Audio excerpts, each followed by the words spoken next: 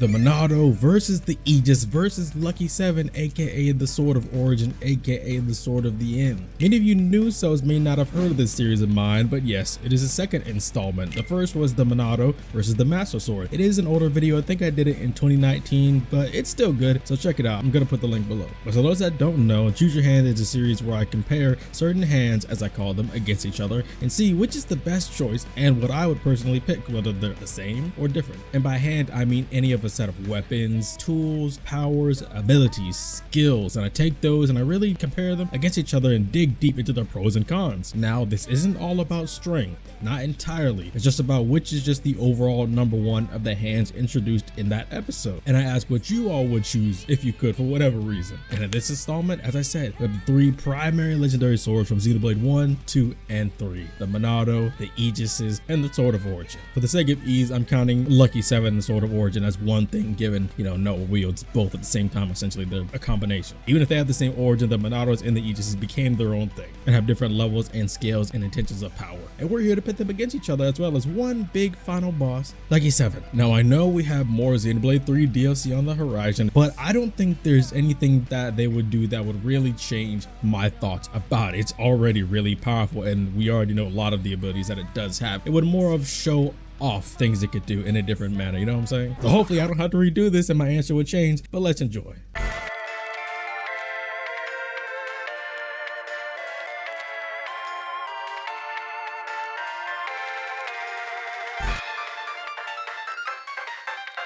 First, we have Ontos' Monado, aka the Monado that we all know and love from Xenoblade 1. The Monado is an immensely powerful energy sword that controls and manipulates the element of ether around it, giving it the ability to influence the people and the world around it in countless ways. And this is the first known weapon type created by Ontos, one of the three cores of the Trinity processor. Now, as far as its capabilities and pros and cons, we have a pretty stacked list of what all those things are. The wielder is able to control the flow of ether, like I said, the building block of life. That's basic Xenoblade. And it grants the wielder the ability to see the future. The future shown to the wielder will occur unless action of some kind is taken, and the visions revealing these futures come in varying amounts of scarcity, whether the futures affect the wielder or others in the world around them, and who's to say that what you do will actually be able to prevent it from happening. Nonetheless, you still get to see it, even from long into the future to maybe the next second. The Monado is a long-range blade capable of sparring and launching ranged non-sword attacks. Tempering of the user's will allows the length of the energy in the Monado to grow past default even, and grow up to like 3 to 4 times the user's body. Have you seen how big it can get? It's able to cut through and slice through anything desired by the wielder. If not, then just clash if you want to. It generates special ether particles, which allows the user to utilize numerous different kinds of buffs or spells, but in this case, they're called Monado arts that are unique to that blade itself on top of normal combat swinging. Now, one thing I did notice was in its full power, defense against ether sealing, like Aegis Apocrypha generator in Xenoblade 1, as long as the user's will is strong enough to overcome it, it can do it. Even in its shackled form, as long as the wielder desires it, it will be able to utilize aspects of powers exclusive to its unshackled forms. And we see that very evidently when the Monado was still in its shackled form, when Shulk was able to pierce metal face's armor, when he shouldn't have been able to do that whatsoever, but he did it. The Monado really is entirely on the wielder. If he thinks that no matter what he won't be able to damage a Mekon's armor at that stage, then he won't be able to. But if he wills it into action, it'll happen. The Monado acts a lot in ways outside of combat, such as ether sealing, far future foresight, even a sort of spider sense. Basically an ability where you could know what'll happen in the near future even without a vision, but almost like an instinct that you'll just know. And Shulk goes through that a lot more and more as they go through the mechanics at the end of Xenoblade 1. He just knows. And the Monado arts come in very varying abilities and powers, and it's pretty busted. I'm not gonna lie to you, the Monado is busted. Monado Purge, a ranged ether blast that prevents opponents from emitting their own spells and buffs on themselves and moves any debuffs on you. So basically, anything they try to inflict you with, you can take it off of you and you can shackle them. Or rather, not shackle them, but you prevent them from buffing their own self. Poisons, burns, curses, you name it. They ain't doing it and you're not getting hit by it, and you're cured of it. Monado Buster, a huge doubling of the power of all your attacks. temporarily. Monado's speed, allowing the user to move at supersonic speeds for about up to 13 seconds at most. But as it gains power, even going up to near light speeds. Monado's shield defends against any and all types of attacks, physical or not. Grants the user a barrier that defends against incredibly powerful attacks with no consequence, as long as the attack isn't stronger than the will of the user making the barrier. Similar to the Green Lantern ring, now that I think about it. Monado Enchant. It strengthens weapons and basically allows regular weapons to be able to damage really special materials, reinforcing it entirely. Monado Armor. Just one big buff physically, elemental, spell-based, ether-based, all that stuff, and makes it so you take way less damage. Monado Eater completely eliminates enemy power-ups and inflicts a cursing bleed damage onto them, so it's really similar to Purge, except instead of removing excess like curses, burns, poison on you, it inflicts a curse onto them. And Monado Cyclone, a large radius, powerful energy blast that knocks down foes. It really is like Melia's Mind Blast ability, except it's in a cyclone around your body. And these are all things that actually we see inside and outside of cutscenes, so they're not really like game specific. That's what makes it so strong. The Monado's power is on the level of being able to kill beings that even consider themselves deities. And the Monado itself is unbreakable. Now remember, in this world there are multiple types of Monados. Zanza had his, and Maynard had hers that Ontos was able to bless them with. Maynard's we didn't really get much of, but Zanza had some of his own unique arts. He had Monado Shooter, Monado Brave, Monado Eater, which is one that's not exclusive to him, Monado Fear, and Monado Recover, which are basically unblockable range attacks that deal immense damage or debuffs, or Monado Recover. That's obvious. But there's one more big thing about the Xenoblade 1 worlds of Monado, is that because of Ontos's intentions, the Monados weren't just given out to Zanza and Maynard, but because of Shulk's sheer willpower, sheer power of his intentions in creating a new world and slaying the so-called deities that try to destroy everything around them, I'm talking to you, Zanza, he was able to awaken his own Monado, the true Monado, which had the ability to slay those deities and alter ether on a universal scale. He was able to create an entirely new universe with just the true Monado itself.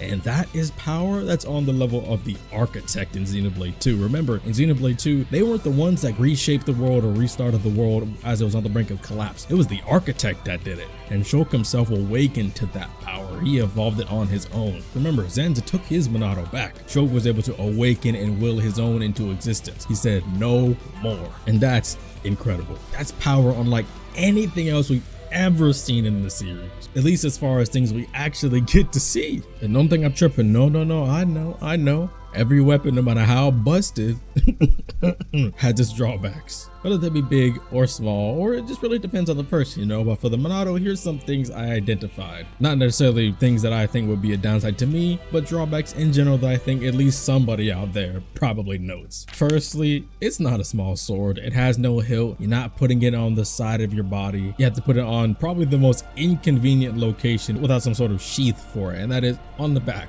And by the way, when I said it doesn't contain a hilt, I meant sheath. Y'all know what I mean. And generally, it's a two-handed weapon, which isn't the worst thing when it comes to a sword, but it's really big, so swinging it with one hand may not be the most like power balancing thing as far as the distribution of the weight, but I mean it still works. But honestly, two-handed for a sword in many cases can be pretty well. It depends on the sword. Because of that and the inconvenient back location, it's slower to the ready than normal. Now, one interesting aspect of it is the Monado's strength mainly come from the will of the individual themselves. So it's still extremely powerful, and you may be like, well, how is that a drawback? Like I said earlier, it's really similar to the Green Lantern's power. When it depends on the will of the user, that means if you falter, if you have a weak moment, if you are afraid, if you're not exactly confident in exactly what you're doing, if you do not believe past what other people tell you, then that's as far as you'll go. It will not defy the rules of the world. It will not defy the rules of itself. It will not defy reality and create things anew if you do not have the will or the belief or the intention and the push to really make it happen. And that can make you the most powerful or the least powerful, depending on who it is. Some people can't even wield it because they just don't have that.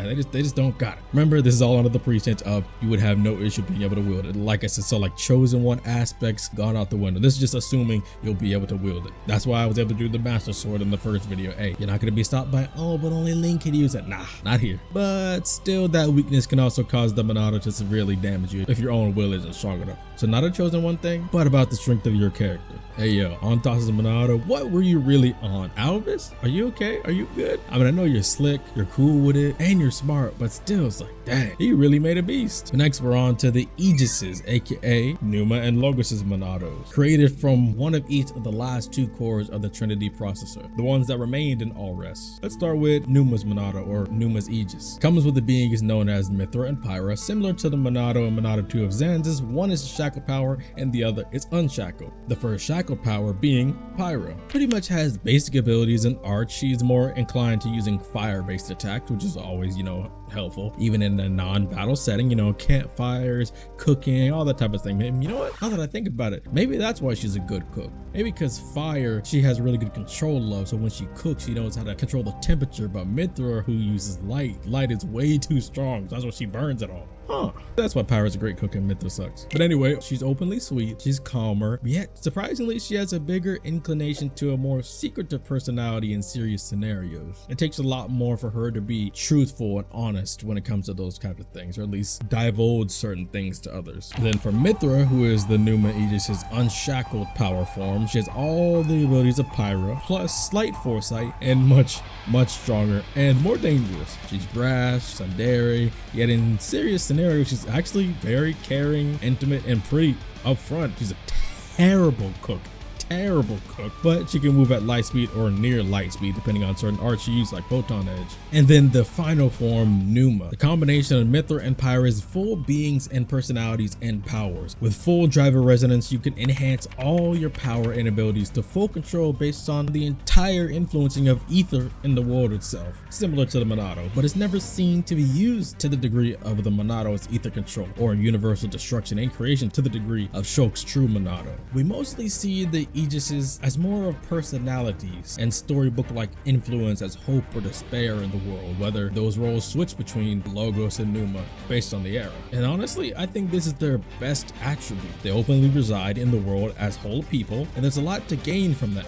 Giga Chat Rex. And remember, this series Choose Your Hand isn't solely about power. It's about every aspect of the hand you choose, being power plus convenience plus quality of life plus comfortability plus tool usage inside and outside of combat capability, mental aspects, all that good and or possibly bad stuff. And like I said, we don't see the Aegis' power directly affecting the fabric of the world to the level of Ontos' Monados and Shulk's true Monado, but maybe that's just because of the nature of drivers and blades and all rest itself. Because when you really think about it, Ontos gave the powers of the Monado to Maneth and Zanza, but they needed people to utilize them and influence the world. They needed physical forms, but they could give them as much power as they desired. Just that unlike blades, they had no physical bodies to be burdened with any sorts of fatigue, ache, pain, hostage situations, or needing to be like paired with a driver to where they can only use their potential if the driver is willing to push to that degree of power. But at the same time, they don't necessarily need their driver to survive or fight. It's just that when they have a driver, they're exceedingly more powerful. So most of what we end up seeing for the Numa is performing normal sword-based combat, and its main power outside of slight foresight granted to the driver and blade is heavy ether influence, allowing immense offensive and defensive capability. Now for the other Aegis, aka the other core of the Trinity processor, Logos. Now he pretty much has all the same ability as Numa, except he has a few Monado arts actually that Numa doesn't have access to. He has Monado Eater, which Zanza's Monado had access to. Then he has a new one, Monado Jail, which is an ether shackling ability. And that is one thing that I can say that I don't think I've ever seen, unlike the Monado in the Xenoblade 1 world, is that I don't think I've ever seen the Aegises defy ether shackling capability. Correct me if I'm wrong. Like, would they be able to defend against Ego's Apocrypha generator? Because even that sealed off the Monado at first, but then Shulk got to a point to where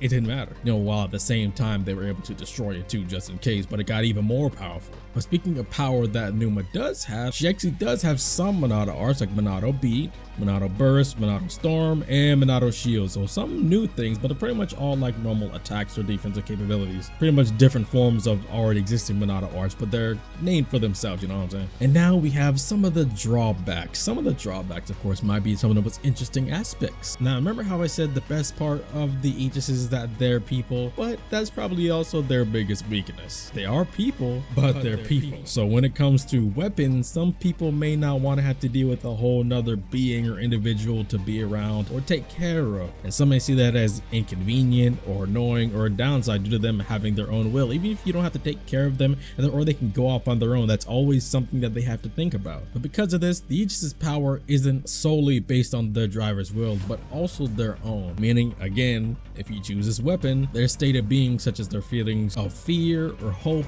or confidence or depression or happiness or sadness or smugness and so on and so forth, are all things that affect their level of power and so on and so forth. And not everybody wants to deal with all of that. So you must have really strong resonance between driver and blade if you want to have the best results. And last but certainly not least, we have Lucky 7, aka the Sword of the Yin, aka the Sword of Origin. Mouthful. And honestly, this one might have the least direct influence on the plot, at least in comparison to the other two, because you know how Lucky 7, for the most part, it is a critical part as far as destroying the flame clocks, but as far as the Sword of Origin goes, it's more just like casually thrown in there as far as story situations go, but mainly talked about as such by the antagonists themselves. And the heroes are more on the side of, well, what does this really do? What can I really do with it? Or as Queen Nia reveals, it's more like a piece that exists outside the flow of control of Mobius themselves. So you have the Ouroboros stones, which are created by Nia. Then you have the Sword of the End, aka Sword of Origin, made by Melia.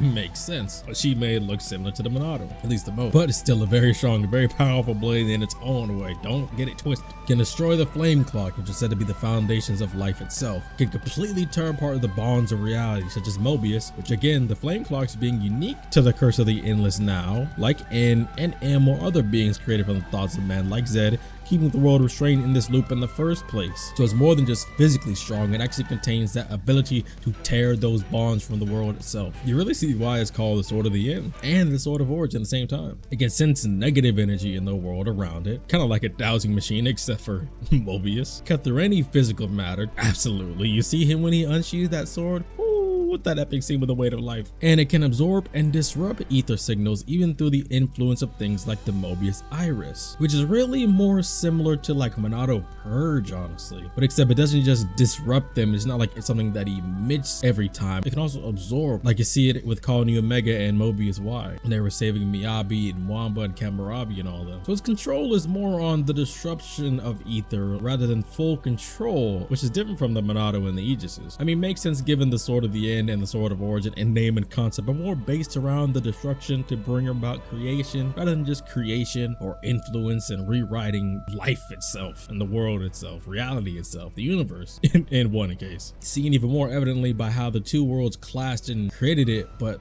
the Sword of Origin itself is what can destroy the Endless now to recreate the real path of existence to start up again. So still, it's really strong physically, but we don't see it really put nearly as much in the limelight in a narrative perspective and as far as a capability perspective as the Monado and the Aegises. So that'll be its first drawback. Not as powerful in ether control as those two, and similar to the Monado, although it is a plus that its power is directly influenced by the will of the wielder like Riku and Noah say, but that's also the downside, meaning if your weakness is there, it has the weakness.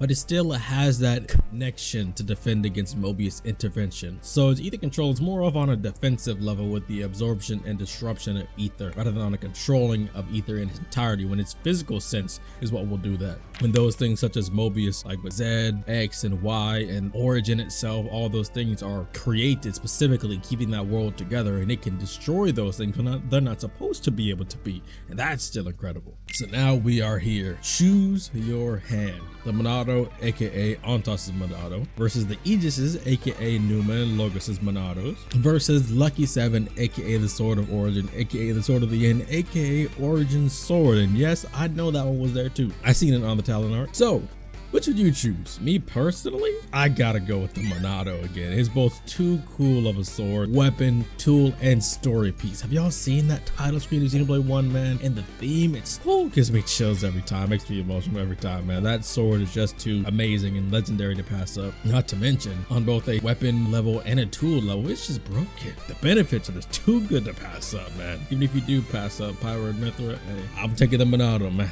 Carry that thing on my back all the way. And don't get me wrong, the benefits of having one of the Aegis with you. I have some perks that make some people fold, but it is what it is. Put hashtag whichever one you would choose on your comment and let me know why. Let everyone else know why. Just say which hand you would choose, even if it's something like, oh, I think this one is the coolest, or I think this one would be the most fun, or I think this one has the most benefits, or give a big old detailed paragraphs long explanation like y'all love to do in my comment section. I encourage it. I appreciate you watching up to this point. I really do appreciate it. Subscribe for more Xenoblade content because I have so much more original Xenoblade content coming in the works. And with that being said, I'll reveal the next Xenoblade project since you stayed this long. So if you don't want to know and you want to leave it as a surprise, then here's your warning. Dip out now. The next Xenoblade project will be ranking every lyrical song in Xenoblade Chronicles. See you all on the next one.